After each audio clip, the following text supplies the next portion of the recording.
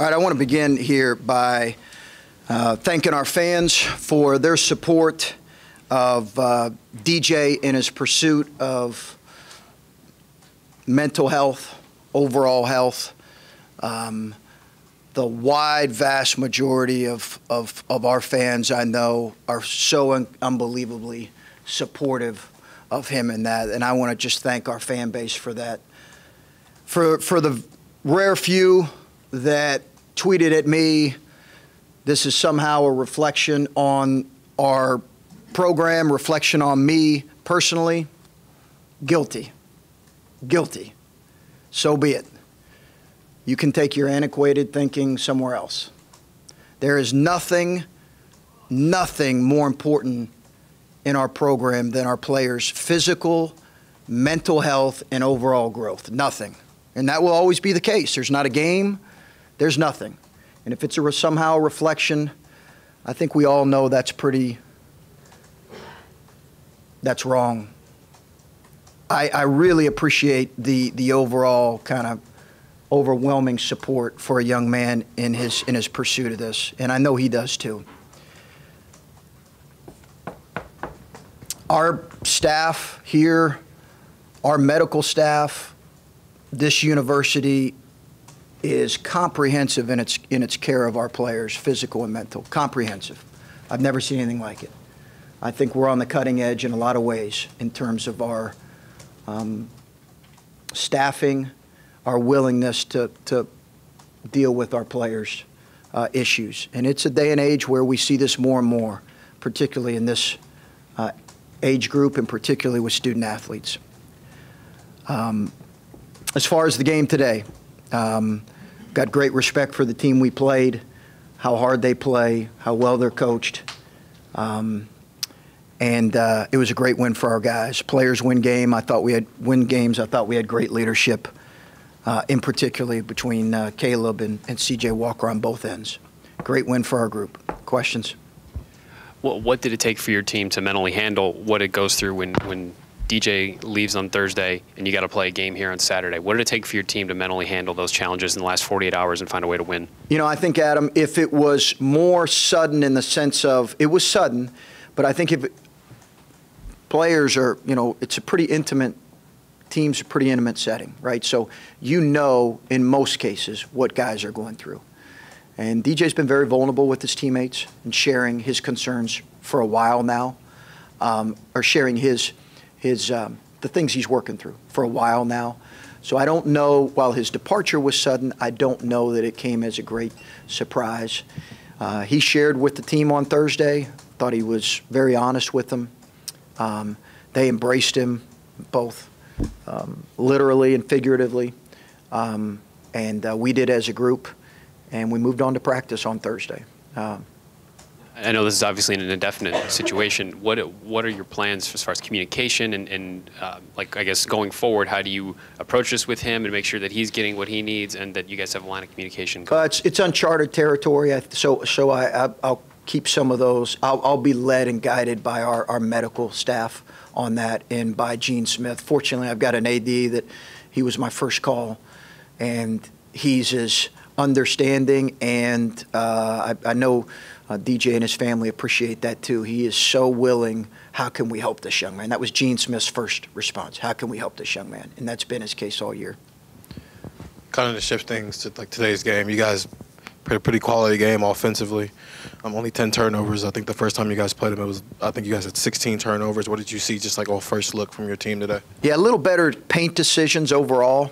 I thought we just had a little better paint decisions. We struggled early with some post-feed turnovers. That's been a bugaboo for us throughout the year. But just some better overall paint decisions, which created a high assist number. So is it just when it comes to post-entry stuff, because that's a problem in basketball now? Yeah. How do you work on it every day? You're exactly right. It's hard. Kids don't do it anymore. It's very rare that guys are throwing to the post. What are they doing? Dribble, creating now, playing off ball screens. So we just got to work on it every day. It's literally something you got to work on every day. Your opening statement noted that it's been overwhelmingly supportive. Yet I would assume you wouldn't have addressed the other side of that if it wasn't more significant than one or two random knuckleheads? I just think, listen, criticize our program, me, for whatever X and O you want to. You're entitled to that. I think this is idiotic thinking. It's my opinion. I think, or listen, if that's your thinking, that's fine. We're guilty of it. We're going to support this kid. We believe that's the best thing to do. Makes me angry. DJ alluded in his statement that it's been something that's he's battled going back through high school. What I'm getting at is people would be surprised to hear that a elite athlete, you have an opportunity to speak to the commonality of this among high achievers. Yeah. It might be a message you want to. Oh, I think it's. I mean, he's a freshman. He's playing. Like, if Right. this were a kid at the end of the bench that wasn't playing, I think people would be like, yeah. Sure, and I think the fact that he had played so well in recent stretches perhaps made people wonder, why now? Listen, he's a 19-year-old young man going through all the things that come with being a highly recruited young man and expectations, and also the normal struggles that you and I have who are not in our players' position. The day-to-day struggles that we go through are real, all right? These things are real. And listen, I've seen it. I think what has helped me in some ways, maybe in terms of being more compassionate, is, and I don't want to get into specifics here, but I've seen it firsthand with a close friend and someone I work with. I've seen it. It's real, and I think it's helped inform some of my decisions when it comes to our players. Ask you about basketball again. Justin last year when you put him in had that game against Iowa, and I think when that happened, everyone just got excited about it and said, all right, here we go. This is going to happen all the time. Obviously, It wasn't realistic. Right. What you've gotten from him the last two games seems like it is more repeatable. He's doing more things off the ball. Obviously, he's shooting it well. Just what have you seen from him the last two games? And do you agree with that assessment that he is maybe starting to look like a guy who can give you a good 14, 15 minutes off the bench like he has? I do. He's in the last 4 weeks, Bill, healthy. All right, he really is getting healthier, and that's been so key. He's not felt healthy really through December. We saw it in practice. He's added weight. He's getting healthier. He's playing. He's practicing better. He's been on the scout team the last 3 weeks and been able to come in and still play 15 minutes a game and understand how we're doing things.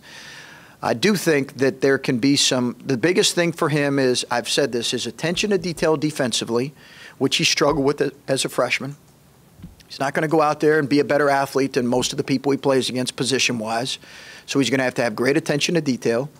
He's going to have to really compete and fight. He's done that, and he's a terrific shooter. I mean, he really is. And I think his cutting has helped us too. And we've talked with you a lot about finding ways to get the ball inside a defense without just throwing it to Caleb. Yeah. It seems like the last maybe 3 or 4 games, you have had a lot of guys more intentional about that, better about that, whatever the results of it might be, but you're getting the ball there with more guys. It seems like, I don't know if you agree with that or not, or it just... I think we are. We're trying to be more intentional about it because I think we've got a good enough shooting team that I think Dwayne still took some quick ones, some bad ones without probing the paint today. I thought Luther took 1 or 2, but for the most part, I thought we did a good job of being more intentional about that, not just through Caleb. Chris, when you're preparing for a game and maybe you thought you'd have DJ at the beginning of the week, what was it like preparing for this game, having 6 days of prep, and then maybe you have to change some of your approach there midweek? Yeah, we just had to change, make a shift on Thursday with some of our lineups and what our rotation was going to look like. And, I mean, you had to scramble a little bit, but it wasn't too dramatic. And when you have a guy like CJ, where him and DJ had obviously been your primary point guards, and now you just have CJ for the foreseeable future, what does that do for a guy like CJ, knowing that he's the guy and he's not necessarily splitting time with someone? Does that change something in the mindset of a point guard? Maybe you'd have to ask him. Maybe it relaxes him in some ways. Those guys really played well together. They really did play well together. But maybe it, he would have had to really do something dramatic for me to take him out for a while tonight. Yeah, I'm going to probe a little bit more on CJ. 35 minutes, maybe the most he's played in his entire college career. Just, I don't know, your thought of a guy who saw a challenge, was put in a spot, and took full advantage of it, it looks like. He's a great kid. I mean, he just is a great kid. I think that speaks to who, you know, character, team character, collective character, maturity is so important I think in league play in January, February, and March. He's got it. You know, he's got it. He's got to continue to make improvements, but I think he's got that stuff that you need. And Caleb, he accepted a challenge here, too. Yeah. Again, second time he's gone against their three big guys and outplayed, you know, all three of them, it seems like. Just I think he had a offensive rebound in the second half and wasn't sure what to do with it. I think I may have heard you on the sideline yelled at him to put it back up or something or the other. And I probably said, go to work. Yeah, and he put it back up and made it, and maybe even drawn a foul on that play. But just what he did today kind of put the team on his back there in the paint at times. He's got to keep working. He's got to keep working. I thought Caleb was terrific today. I thought he was terrific on both ends. He had the one foolish foul in the second half, but I thought he was Caleb Wesson was terrific on both ends, and it's his work. He's got to continue to stay in great shape. I thought he created some real opportunities for other guys. I thought he protected the rim pretty well. Caleb is he's a competitive kid, so you can sit down and challenge him and show him what happened in game one. I thought he really played well against Oturu the second game. I thought he made him make some incredibly tough shots. We just didn't finish. Going back to CJ, as Steve said, 35 minutes. Is that a product of, hey, we just had a couple days? Is that what you're going to need from him while DJ's out, or do other guys need to kind of handle that? Yeah, I think it'll vary. I mean, Dwayne will need to play. Danny Hummer as well. Some potentially, obviously, if there's foul issues. But yeah, I think we're going to need his minutes to be increased for sure. Then when he's not in the game, I think Dwayne was your point guard today when he wasn't in there. What's your level of confidence with him running the show right now? He's a really good ball handler. He picks up things so he can know the actions we're trying to run, the sets we're trying to run. Those are not issues. He's becoming a little bit better passer at finding things. He doesn't turn it over a lot now. He also doesn't have a lot of assists, but he doesn't turn it over a lot. He's a little bit of a bigger guard, so he provides different, better size for us. He's just got to continue to work on his defensive game and his offensive efficiency. He just does. I want to ask one more about DJ. I mean, he's 19 years old, and you say this is uncharted territory for you. I'm assuming, like, in the past, you might have had other players going through some sort of struggles, and they didn't make this decision. What does that tell you about someone at his age that they're willing to make this decision? I think it's brave on his part, and it's what needed to happen. There's nothing more important. So I thought it was a brave move on his part and fully supported by us. And I'm sure there'll be others in the future. When we talked to you earlier this week, you stressed how good this team was, Indiana, at rebounding and their physicality. Yeah. One offensive rebound in the first 33 minutes. What does that say to you? Thought we were good on that, and I thought we were good on the glass. I thought we competed there. That was a major emphasis for us coming in because their free throw rate's really high in the league, and their free throw or their rebounding. So it was a point of emphasis. Guys did a great job. Chris, how big a lift could this be for you, being a man down now 2 in a row? Yeah. You know, Clay, I don't think you ever make too much of one game or 2 games or a stretch. And listen, I say that in winning stretches. I say that in losing stretches. So don't think I'm just saying it. I just think it's reality. This league is brutal. I'm sure there'll be some upsets, quote unquote upsets. Ranked team loses on the road, shocking upset. Give me a break. So it's life in this league. We just got to keep getting better. Chris, your offense today seemed to shoot with a little more confidence. Your guys, but you had mentioned that a couple guys pulled the trigger a little early. Are you more apt to be okay with that when you know that these guys are shooting confidently in a game? there for a while, you guys weren't shooting very confidently for a long stretch. Yeah, I think it's the right guys shooting. I want Justin shooting it early. Demonstrated performance is what affects your confidence one way or the other. So guys just got to get in the gym. They got to earn it. And, I liked how they were shooting it. Then you guys gave up 90 on the road at Penn State. Now in 3 straight games, even though loss, it was 62, 59, and then 59 again today. Yeah. What have you seen from your defense that's starting to improve and turn a corner? Yeah, I don't look at points as much as I do efficiency, and we're okay. We're not where we need to be yet. This would probably shock all of people who really watch us. They think they've got it figured out. Offensively, our numbers are very good. Offensive efficiency. Defensively is where we have to take some steps forwards. Not enough. You have alluded to this conference and how difficult it is. You're going on the road for 2 in a row. Yeah. The last time you went on the road for 2 in a row, Maryland and Indiana didn't go well. Your thoughts? I mean, 2 games from 500, it could be a very productive week, but it's also a big challenge. I'm thinking about tomorrow, Bruce. So I know we got 2 games, and we have to play better on the road. I did think we played better at Northwestern on the road. Now you can say it's Northwestern. Look at Northwestern scores. They played competitive in a lot of games. It's just about we got to continue to play a little tougher, not a little tougher, a lot tougher, harder, and got to be a little smarter in some areas. I think, I'm not even sure. I know what our next one is. I'm not sure. I think I know our one after that. They're 2 really good teams, so we're going to have to play really well. Coach, when Commissioner Warren visited Indiana, it was earlier this week or last weekend, he talked a lot about mental health and wellness and stuff like that. I mean, what are these conversations between coaches, administrators, the league administrators and stuff like that in terms of putting players in the right situation? Well, listen, I've got definitely what I think is the most supportive, knowledgeable, experienced, and best AD in the country. So he the guy that I lean on to get my advice when it comes to this is very keyed into this in Gene Smith. And he's really put things in place here to make sure our guys are aware that they have the support that they need. And I know that also comes from our league office. I've not had direct conversations, but I know that comes from them.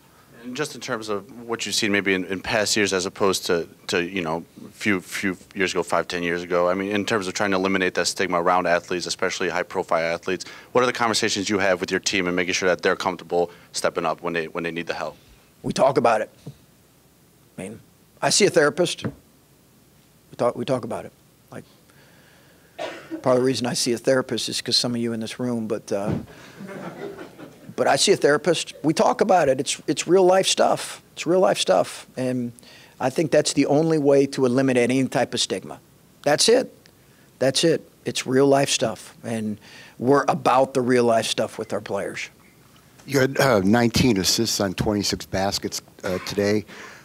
The ball, Indiana was just looking like they were moving like crazy just to catch up. Has the big difference been with Caleb not maybe being the focal point and giving him more time to create in other ways? Yeah, we've always talked about balance, needing balance. I said that last year about this time. The 5 men are too good in this league. The defenses are too good. The length and size is too good to just think you can play smash mouth for 40 minutes. It's just, do we all know that by now? I think we do. So we need some more diversity. I think we had that, and that was good to see. And that includes Caleb's diversity. Sometimes there's no perfect way to ask a question, so I'll say that up front. I know expectation is the wrong word, and I know your answer to when will DJ be back is when DJ's ready to come back.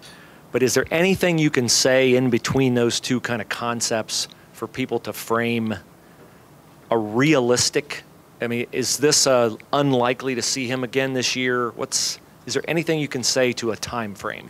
Not really. Without putting pressure on it. I can't comment on it because I think it's too early in the process. I can't, I wouldn't feel comfortable commenting on that.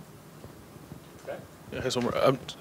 With what you said in your opening and some of the other things you said today, this feels like to me like maybe the most emphatic and sort of out there you've been kind of protecting your guys, I guess, or protecting your program. And it's not to say that you haven't always felt that way, because I think it's clear that you do. I'm just wondering, I guess it's obvious why you feel that way now, but in the world we live in, people tend to take one thing and run with it and have a million different other theories, and I'm sure there are assumptions out there that you have a fractured program or something like that. I just feel the need to come out and set the record straight on that. Is that what part of it is? I think it's that, as much as just to, one, thank our fans that have been genuinely, and those that support us have been genuinely understanding, and then just I think I can't be more emphatic about that thinking and how damaging that can be, and damaging to players, damaging to coaches, and we're always going to be about the player. It's bottom line. We're always going to be about the player. So that's our responsibility. All right, thanks, guys.